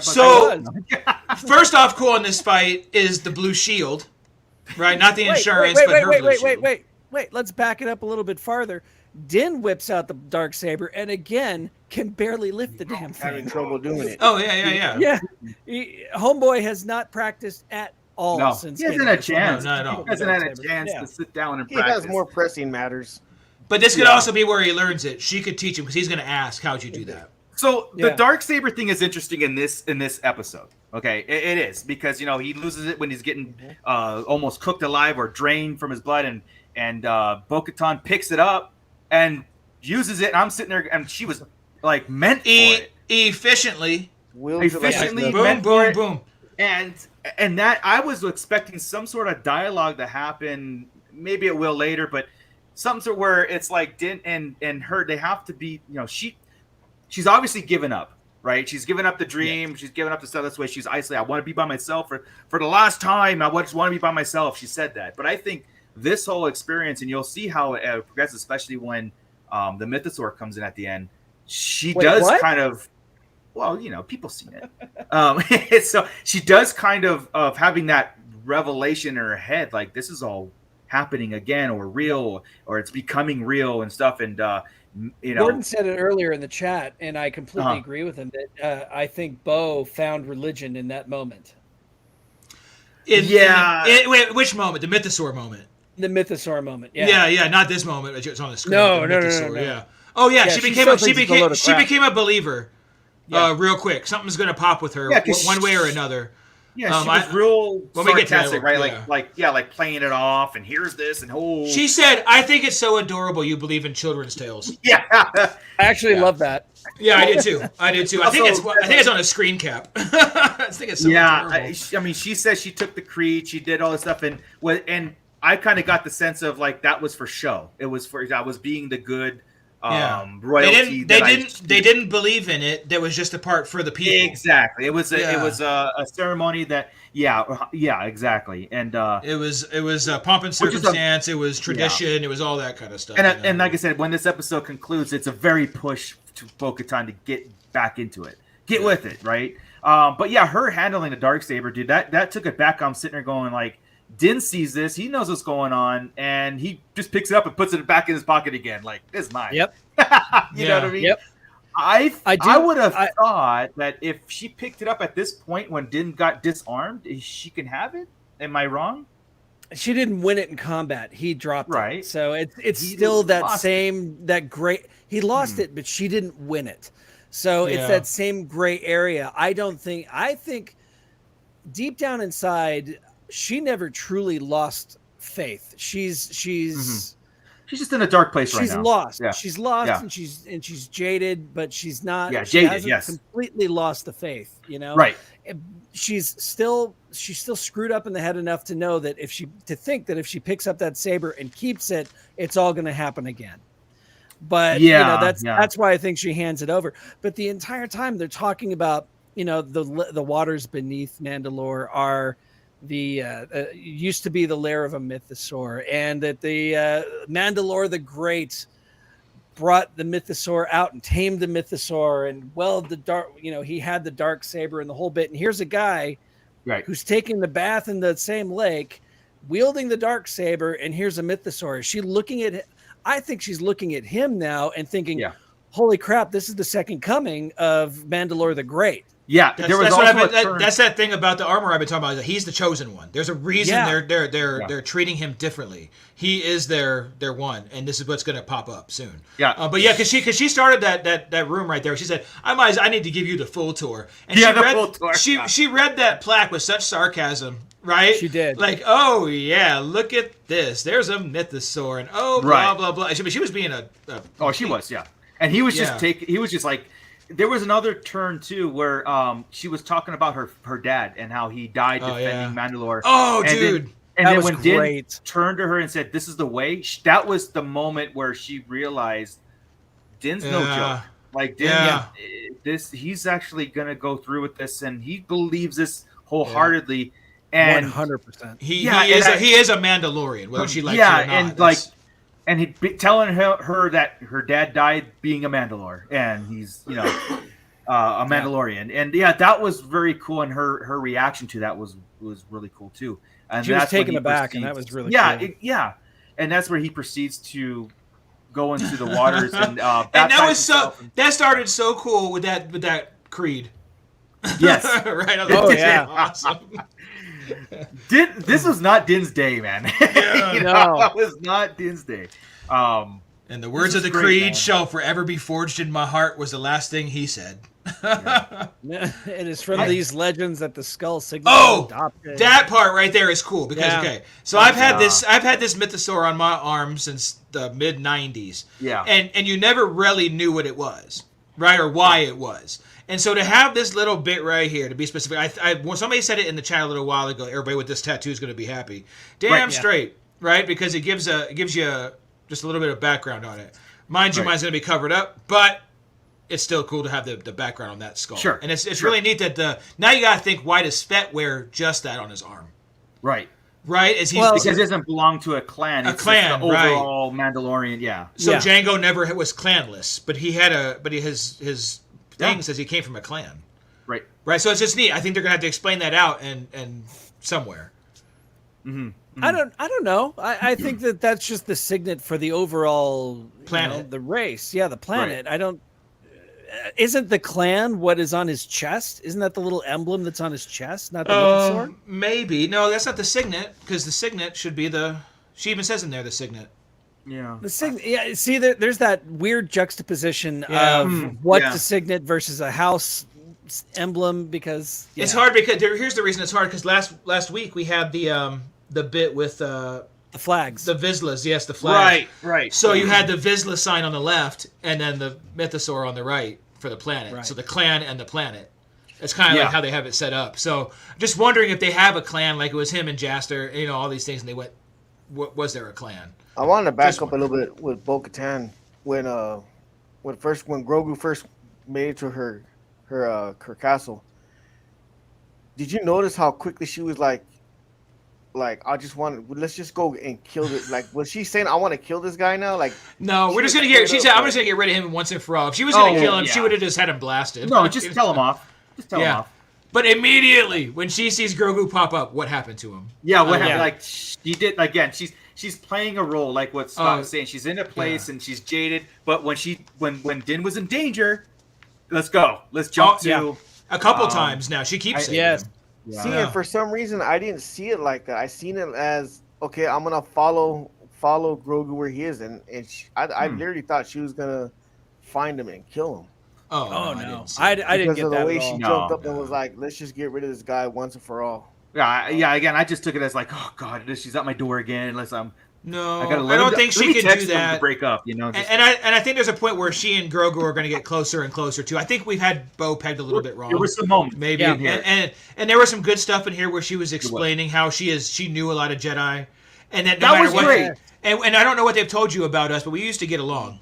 Yeah, that yeah. was really cool, really cool. That was a cool dialogue between Bo and Grogu, and like I said, Grogu's soaking it in, right? He's like, taking it all in, Yeah. and Bo explaining that, like, yeah, we used to be friendly to you guys, you know, before everything that happened, and everything going back, like I used to rule this place. I ruled this, you know, for a short time. My She dad, called herself a princess. That it was adorable. It was just like I said. There's so much going on this under the surface of this episode that we will be doing callbacks for years to come. We will be calling back to everything in the Mandalorian going forward, like whatever we get right in the past and everything. So that's why it's so important to break it down and try to put everything in its place. Right. So, are we at the Mythosaur now? Yeah, Just about. I think it's time. Let's get some pics of this Mythosaur. Let's start with hey, okay. If you have them up there, can you start with the horn? Oh, they're all out of freaking order. Oh, okay. No, that's not it. That's not even the right one. That's not even. yeah. That's not a what- mythosaur. That's a When you helmet. first got there. Jeez. That's the What's up with you, graveyard. Scott? Good lord, man. You need a new Scott. That's good. Now, There's that's the a best. So that's the big shot. No, that's the big shot. So this is full shot. You can see the horn. That's the little shot. Yeah. And the other one's the horn. There you There go. we go. So this is when it comes up. This is the first time you see it, and you're like, oh my god, the Mythosaur is in here. Right? Right. This says immediately. It didn't take a half a second to be like, oh my god, we're going to see a Right. Mythosaur right now. Yeah. Right. Alive or dead, you don't know because you can't Right. tell. But this is going to be huge, right? Then the next thing you come up to, the eye, and you're like, Yeah. oh my god! And then you can tell it's the shape of the tattoo of the symbols of the signet, right? It's the head is shaped like that flat top. Yep, It's just so perfect. It's in the top left-hand corner of our screen right now. It's Yeah. right there. You see. I mean, It's so flippin' perfect how they shaped it. And then the last scene you can see size-wise how large Huge this thing, yeah, this exactly. thing is gonna be. And and then it cuts, and then it's gonna cut after this when she comes up, and we don't know what happens, right? It kind of showed the Mythosaur swimming away. It did. Yeah. It did have some movement there. You Oh, know, it totally turned around. Yeah. It totally turned around and moved like it was gonna Yeah. leave. So I don't know if it was leaving and what they have to do with it. And Miss Sunflower just asked, so did the Mythosaur grab Din? I think Din just took an extra step and didn't think so, realize, too. and he didn't have his jetpack to save him, and that's a long drop in Beskar. You know, That's I a guess heavy that's, armor. Yeah, I mean, he was. Yeah. I mean, she jumped in right immediately after, and he was already at the floor bottom there. Yeah. So, Yeah. At first, I thought the Mythosaur pulled him down, but I'm like, no, that didn't happen. Yeah, it was just a misstep, I guess. yeah, because we'll you just don't chalk it know, you wouldn't know, right? You're Yeah. he's walking in having there. a really bad day. He really, He's yeah, having everything a he. horrible day. Yeah. Yeah. But this is going to be awesome next week. So, if Bo is ever going to turn, I don't think he's going to destroy a Mythosaur. But what they said about the other, the Mandalorian the Great was tame the Mythosaur. Well, think about this. Oh, go ahead. Go You're ahead. going to use Yeah, Grogu I was right just now? going there. I was just going there. Because now we have the ability of this clan, whether it's Grogu and Din or Grogu by himself. But I think it's both of them together. They're going to tame this beast as their clan, and that's Yes. going to give them so much street cred, for lack of a better Dude, term, with it's all the gonna come out. Mandos. It's gonna come out. They've got a Darksaber, a Mythosaur, and the Force. Get And the- out of town. Let's build Exactly. Mandalore. So yeah, exactly, dude. So that right there throws us into a complete different area where we're going. Like I said, rebuilding, and that's what Bo-Katan might do. That whole thing where you guys are saying like he is the one. Yeah. He is the man. He is Mandalore. And, Like, and you know why it's going to happen too? Why it's going to the beast? Because they've been setting this up since day one, right? With the Mudhorn with Yes. Grogu, right? With Yeah. the Rancor with Grogu. We're just getting Yep. bigger. We're getting bigger and bigger. And now you're not going to get any bigger than a Mythosaur. oh, dude. it's happening. right. Unless you need a Purgle, but they're friendly, so that's like more like, hey, dude, come here. You know. Yeah, exactly. It- He's You kind of get the feeling whenever he was looking at the Purgles, maybe he was talking to him. Yeah. well. That's what I mentioned last time. He I loves think they were animals. drawn to him, Yeah. and That's good. yeah, it was great, man. Like Probably, you know what? They probably would because they were. Didn't they kind of not? They were the same way with Ezra. Same way with Ezra, right? It was like a telepathic contact. I totally agree with you. We didn't discuss that last week, and that's a great point, Scott. I think that they probably did communicate somehow. Yeah. Like to Marco's point, somehow. I said that last week too. Was I where must have missed it. they came to because they saw him in hyperspace. They came to him to find like. Oh, they sensed it, but I'm wondering They now. I sensed didn't, it. think, Oh, I yeah, didn't think about the communicating- back and forth thing. I didn't Yeah, think yeah. about it because Ezra did, and now we know Grogu can. I probably should have done that too. Grogu's got the gift of that animal, the Jedi taming animal. Just like stuff, Ezra dude. did. Yeah, exactly. Just like Ezra. Yeah. No, okay. So let me ask you guys this: moving forward, and we see Din with the mythosaur, maybe taming it, or maybe that's that shot of them riding off in this, whatever. Oh my god, dude! I know, right? I got goosebumps. What if a mythosaur is like an all-around creature? It can swim, fly, be on land. The mythosaur just does everything. It's like okay. Why not? I'm trying to think in this. It shoots fire. It poops rainbows. All element. It's an all element. Okay, so we're always talking about like Din's trying to preserve the Children of the Watch, the ancient creed, the original creed of the Mandalorian and stuff. And Bo-Katan has said, "Look, factions spread off. We did our own thing. We're all considered Mandalorians." Blah blah blah. Is he didn't finish his baptism in the waters? Oh, he's good. I think he's good. You think so? Yeah, I think he's good. He took a long bath in that, and he found a mythosaur. He's okay. Yeah, they never said he had to do it. okay. He just said he had to bathe in the waters. I bathed. Yeah, he bathed. What I was trying to get at is that whole thing about a new ideology of Mandalorian of Mandalore. Like if he's on top of the mythosaur with the dark saber and he's got Grogu by his side and he can control Mandalore. That's like a painting on the side of a van in the 70s right there, man. I love really that is. idea. I want to draw that now. You know what's funny? It's like that to me is like a series finale plot. And we might get this next week. We might get this next man. Wednesday. Do you think they're going to tease us and make us wait on this? I don't know. Darth That's Maul. what I was getting at this whole thing where this ended as a cliffhanger. We have to pick it up the second after it happens. Like they got to the surface. Bo saved Din, and it cut.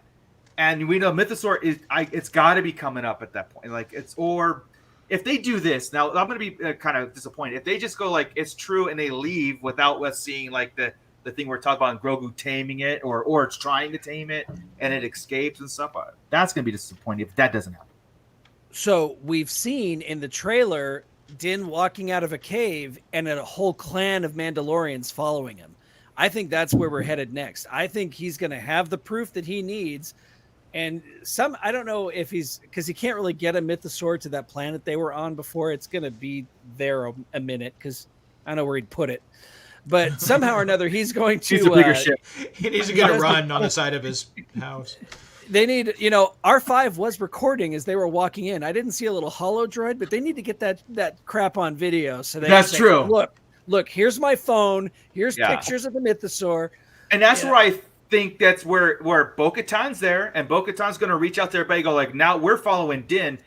I think it's going to come to the point where he's going to come to the armor and is like, I'm one of you. And I think she's going to reject him somehow, some way. It's not going to believe the armor and that faction and the Bo and his because. And I think it's because Din is going to kind of I'm just throwing it out there. Maybe reject some of the rules about the helmet and all these other things, right? The armor, it just doesn't seem to almost like I feel, and I had this thought a little bit. It's almost like the armor sent Din Djarin to Mandalore to be killed. Like you're gonna die trying because she, totally rejected him after he came back and saved him because you can't be Mandalore doesn't exist, you can't be redeemed, why are you here, kind of stuff. I don't know if she's going to believe it or buy it or be bothered that the fact that Bo-Katan is with Din at this point. Something's going to happen where I think the armor and Paz and they're going to reject it somehow. That's where I see those two Yeah, because Paz wants that dark saber for himself. He believes it's his birthright. Birthright, As correct. Vizsla. Yeah. He'll Yeah. be the issue, and his son will end up being, or youngling will end up, foundling will end up being the issue. Those guys will be the issue. There's not really even a protagonist yet, right? Like nobody or antagonist. There's not. Yeah. Yeah. And that's At why all. it's filled the armor and bow and that. And they did say that. You know, they talked about that. Like some of these shows won't have an antagonist. Like they can just run on their own without it, and they can be a story. So I mean, besides, we're gonna pause this. He's obviously gonna be an issue, but other than that, I mean, I don't think they have to fight. I think the Mandalorians will disagree. I think they'll come together. They'll be united. They won't fight each other. Yeah. I don't. I see a comment here about the armor and Bo fighting to the death. I don't think so. I think Din's going to unite them all. I think this whole Mythosaur thing is about to go down, like we just talked about. And well, I agree with the uniting, but I think it's not gonna come together easily. You know what I mean? I don't necessarily see them. I don't necessarily see them physically fight, but I think rejection is going to be a thing. Okay, here's where it would come down then. Then what might unite them is the Mythosaur against the Empire. Because we do know that Gideon's coming. We know that Gideon's obsessed with the Mandalorians. Gideon's going to find out they're back on the planet. Gideon's going to come fight all these guys. They're all going to have to unite to fight them. That's what's going to bring them all back together. So they won't fight each other. We will have the antagonist in Gideon eventually. Yeah. So I guess that's what if we get some sort of time jump and then in this season where Mandalore is being rebuilt? Yeah, that'd be rad, dude. Oh my God, that would be great because you have and then that's where it comes to the tension of like. A castle, because even looking at it now, are you guys having trouble seeing that it was Mandalore at one point? Like, even when they're in the city, I'm like, golly, this is, like, how do you rebuild? Why do you rebuild? And that's what Bo-Katan's point, too. It's like, it's almost like, it was good, and it's almost like, when she says, he goes, you said it was cursed, and she goes, but isn't it? Like, you're saying it isn't, you know what I mean? Like, it's, it might be the point of no return for Mandalore, planet-wise. But with the two planets up there already, why not just New Mandalore? You know, and grow it on Concordia or her planet, you know? Yeah. No, I agree, man. I completely agree, too. But this, you know, I was having this conversation with my wife after we watched it tonight again, and I love this. This is what I wanted my sequels to be. I wanted my sequels to feel like Star Wars, to get into this lore of this universe that we're living in, you know? Yeah. But knowing what's coming in the sequels got me bummed out, man, because you've got the First Order running ramshackle across the galaxy, destroying, you know, the Republic and destroying, you know, galaxies and taking over the galaxy. And there's no hint of Mandalore anywhere. There's no Mandalorians anywhere at all. So, I mean, are they like we had, I think, Chris, you had said that it would be interesting if they ended up being Praetorian Guards or something like that for the First Order. That would really just bum me out, man. I want them to be after all this, to be one of the strongest races in the Star Wars galaxy. Yeah. And I don't know. It's tough to do. I don't see how the First Order would take over and not take out the Mandalorians in the process. Because I think at this point, we're 7 years deep, right? Some five to seven, somewhere in there. We're in the first 10 years of this thing, right? Yeah. So that leaves us 20-ish years to get there. It's only a generation. Yeah. You know, of Mandos. Well, we're going to be dealing with, like, let's call it 200 Mandos. And we go another generation. Let's say we can get maybe triple that and get to 600 Mandos plus those, so 800 total Mandos. We're still under 1,000. The odds of them being they're too small. They're too small to be seen. They could play that off. We talked about this too. They could play it off. Yeah, they were in there. There's a bunch of Mando ships in there, in that whole group. We just didn't go in. They just didn't get their screen time. So that's all. Yeah. That's how they discuss a lot of stuff. That's how they say about Kara. There's a lot of characters. They don't all get screen time. That character gets no screen time.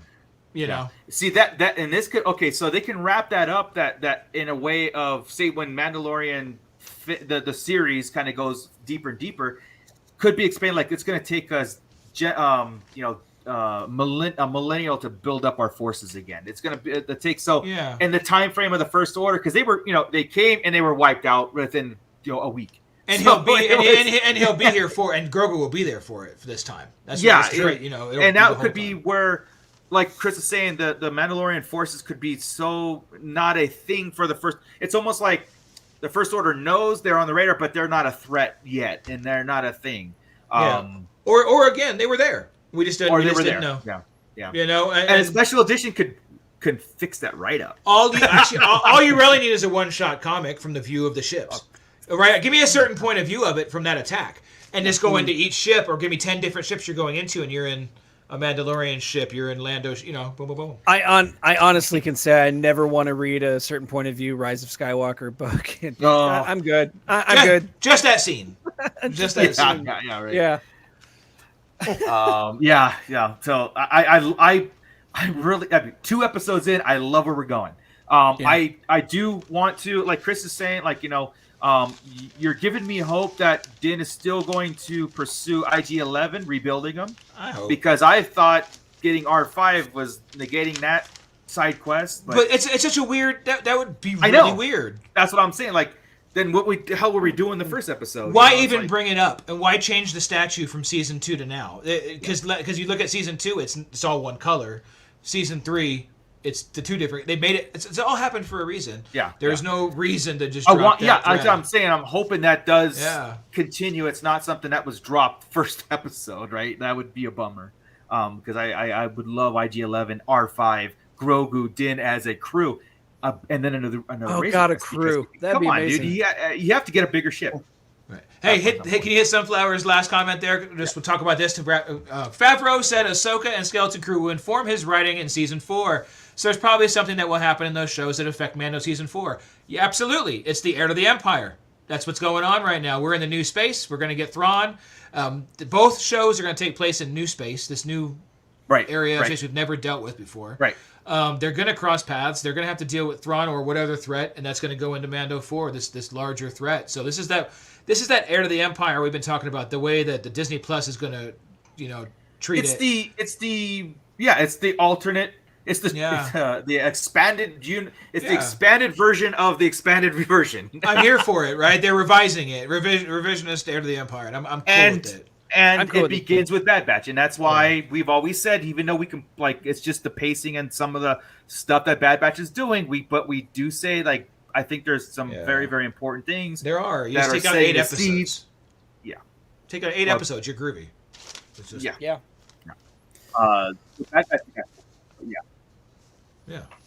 Yeah. So, oh man, I'm gonna go. I think I'm going to watch it again tonight. At the episode, it's just because it's a cool episode that honestly to have on in the background, because you're listening to the whole thing. You're listening to stuff that's going on. You're picking up the stories from Bo-Katan. You're seeing, everything, whatever. Like I said, Din got his butt kicked this whole episode, and it was like, hey, Chosen One, what the heck, man? Is not having a good day, but that's the thing about it. He still believes at the very end. It's like, what are you doing? You should rest. So, I gotta continue doing my thing. And I love it. I love that too. And that's why again she starts following him. She's like, this guy is nuts. This guy's nuts. I gotta check this out. This guy is intense. Let's follow this mo out. Let's see it. So Miss Sunflower is asking us for our predictions for chapter 19. I don't know that we're going to get a conclusion to the Mythosaur yet. I don't know if that's, like Scott said, that's more of a later type of thing. But I don't see him leaving it either. So I don't know. I'm lost. I'm really lost right now. I don't know where it goes. Do we finish this off? Because there's so many things it has to get to, right? There's a lot of stuff going on, and it feels like I feel like we're at the end of a season when you're dealing with this. And that's why this might have been an introduction, and then they're gonna escape without the Mythosaur coming out of the water, right? That's as believers, and I think it's gonna solidify. Din's already a believer, but it's gonna solidify Bo's and her purpose. She's gonna regain that purpose of maybe she comes to like thing like, you know what, I'm following you instead of you came to me and try to follow. Like you just got to learn how to use that thing. That's all. You got to learn how to wield that darksaber. That's it. Come with me to Mandalore. We'll rebuild together. That's what I'm saying. Eventually, that's what I'm saying. Come to Mandalore with me. They're all skeptical until he gets them into those, down there, and they can see the Mythosaur for themselves. And then all of a sudden, he's their new Messiah. He's the new. He is. Mandalore. Sure. Yeah, the Mandalore. And that's what, again, we kind of thought that was going to be Fett. It's obviously not. Din has replaced Fett and everything that Fett should have been. Everything. In every level. Yeah. And I'm here for it. Yeah. Because here's the deal. Bo, well, you know what?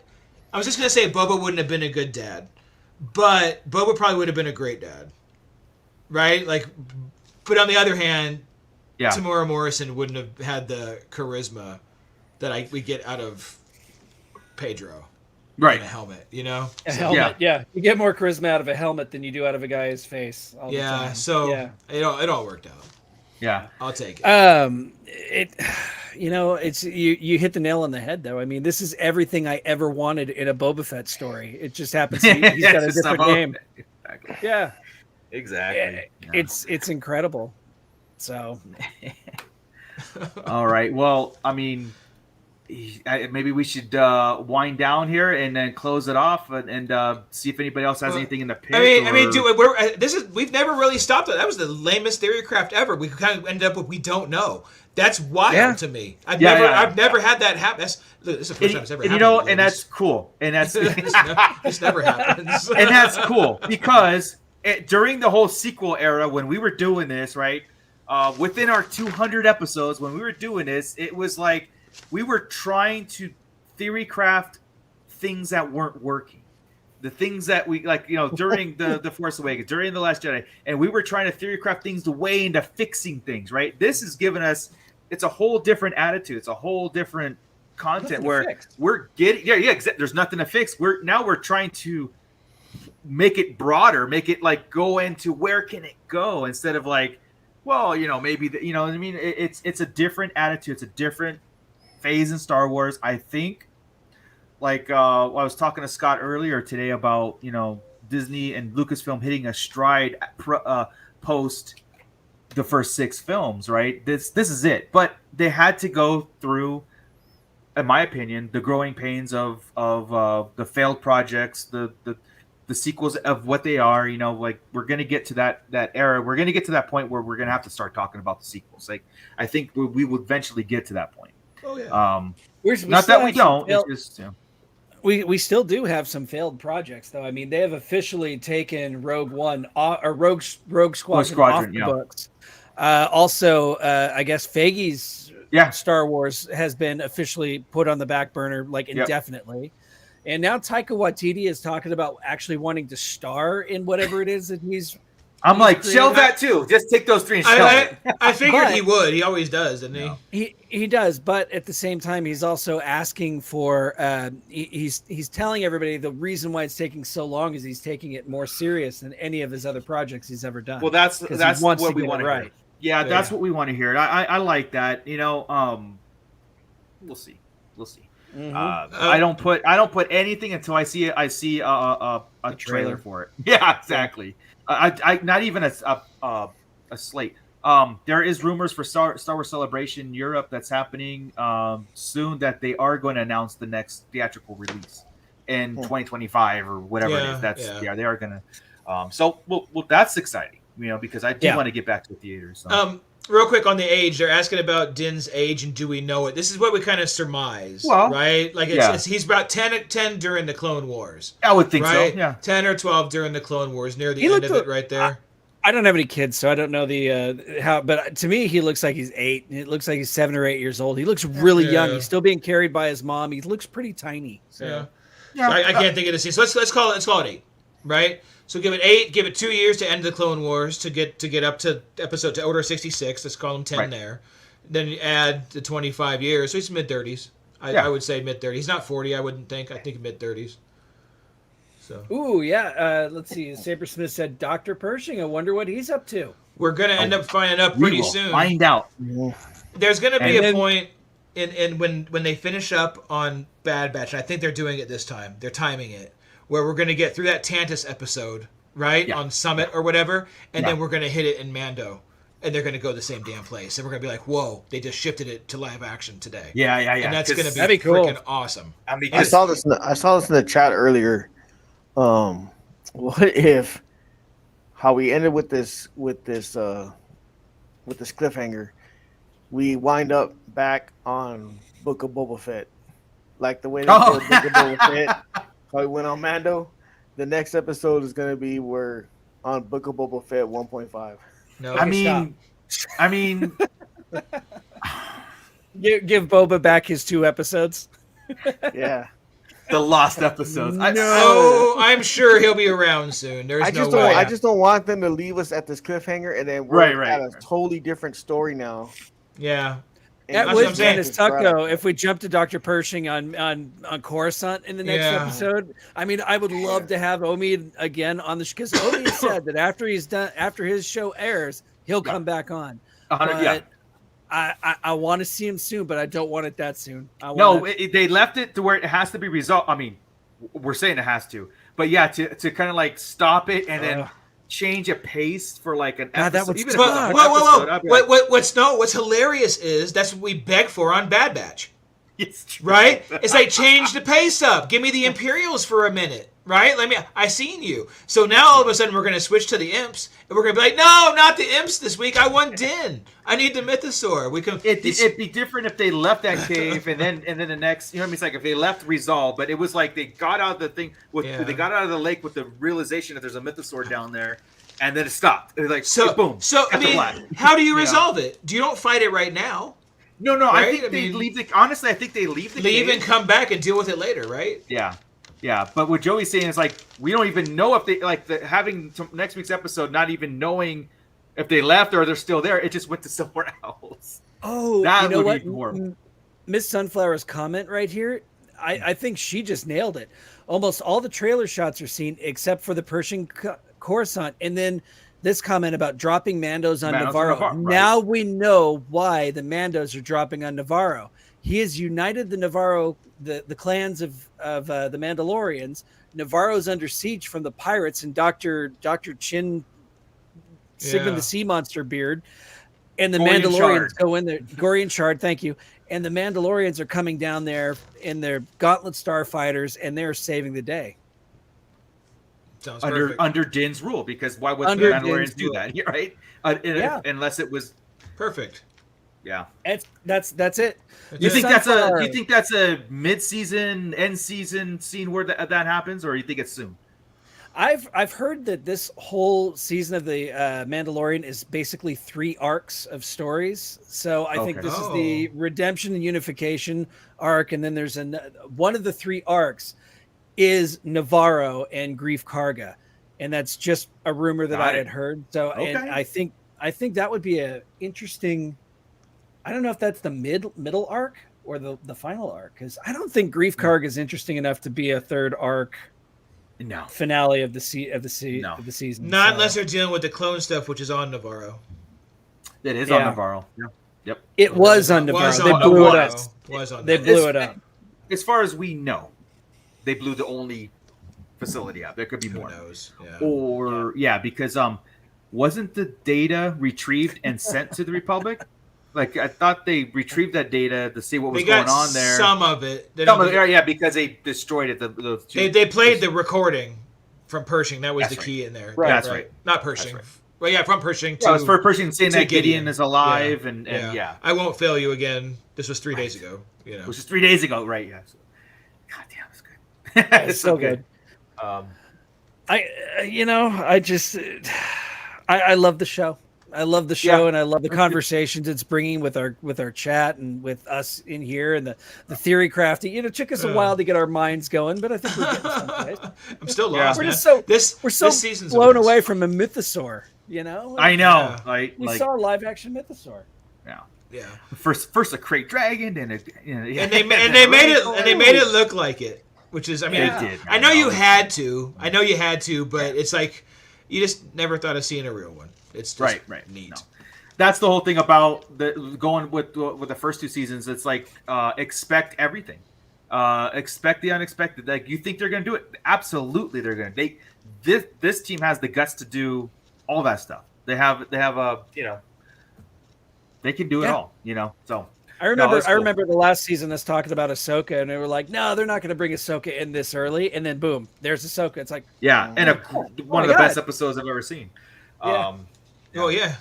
Saber Smith. It's it 100%, dude. It's a great time to be a Star Wars fan. It is now, right? It wasn't 5 years ago. It wasn't a couple months ago. Sometimes I like it when everybody can jive, like everybody can kind of be on the same page and talk about the same thing. Even though there are some people that were like they did not dislike the first episode. They just didn't think it was that, like what everybody was boasting about. Right. But it's better to be on this page than it is to be like, arms folded, I'm not doing Star Wars anymore kind of stuff. I agree.